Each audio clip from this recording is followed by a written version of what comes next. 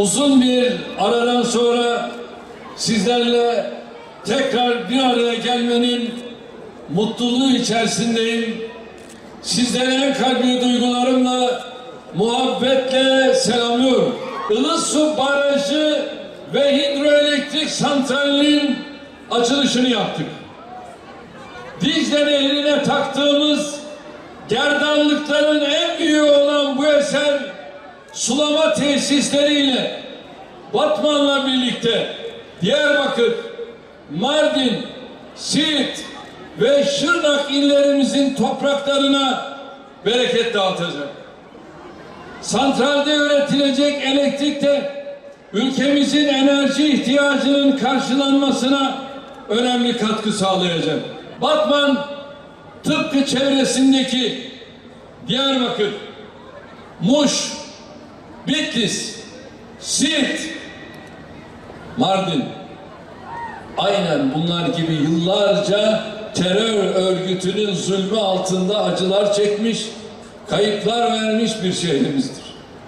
Türkiye'nin demokrasi ve kalkınma tarihindeki sıkıntılara baktığımızda karşımıza hep tek parti döneminin millete ve milletin değerlerine düşman faşizminin ayak izleri çıkmaktadır.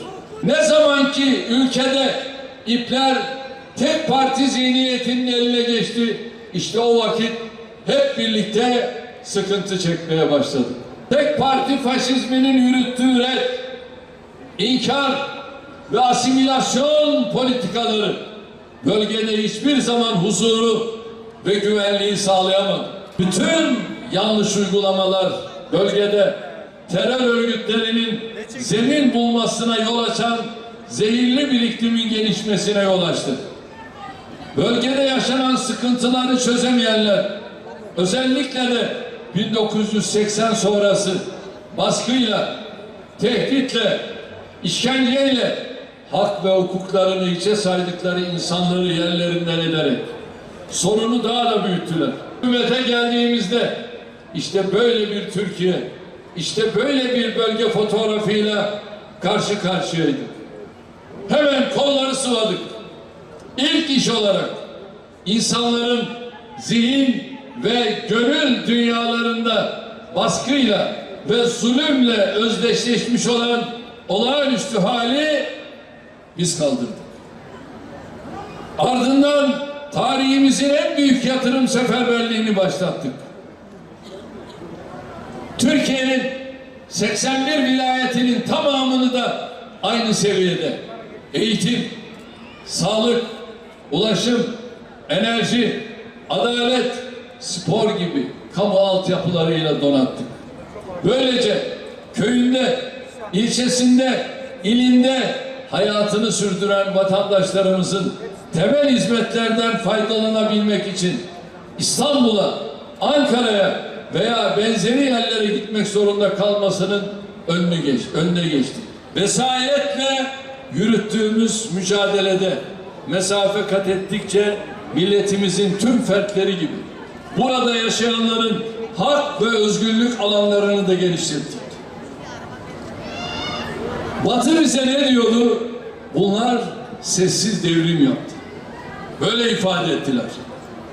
Hamdolsun. Kürtçe konuşmanın, türkü söylemenin, okumanın, yazmanın suç olmaktan çıkartılması başta olmak üzere asırlık tüm sorunları çözecek adımları biz attık, biz. Ülke genelindeki bürokratik oligarşiyi kırdığımız gibi terör örgütünün buradaki insanlarımız üzerinde kanla ve zulümle kurduğu vesayeti de paramparça ettik.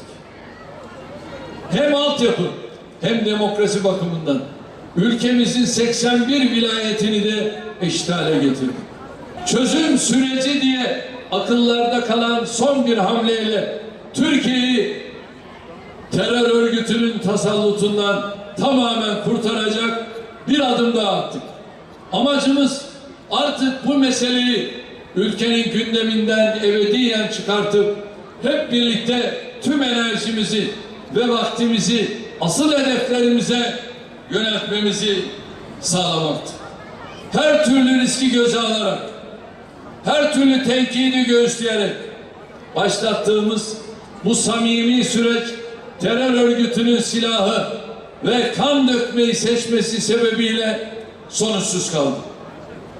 Kısa süre önce bölücü örgütün elebaşları tarafından yapılan itiraflar bu gerçeği açıkça ortaya koyuyor. Bizzat terör örgütü yöneticileri Avrupa'daki kimi çevreler başta olmak üzere dışarıdan kendilerine çözümü reddetmeleri, çatışmayı yeniden başlatmaları konusunda yoğun baskılar yapıldığını söylüyor. Terör örgütü hiçbir gerekçesi kalmadığı halde ısrarla şiddeti seçen tavrıyla bu topraklarla, bu topraklarda yaşayan insanlarla aslında hiçbir bağının olmadığını ispatlamıştır.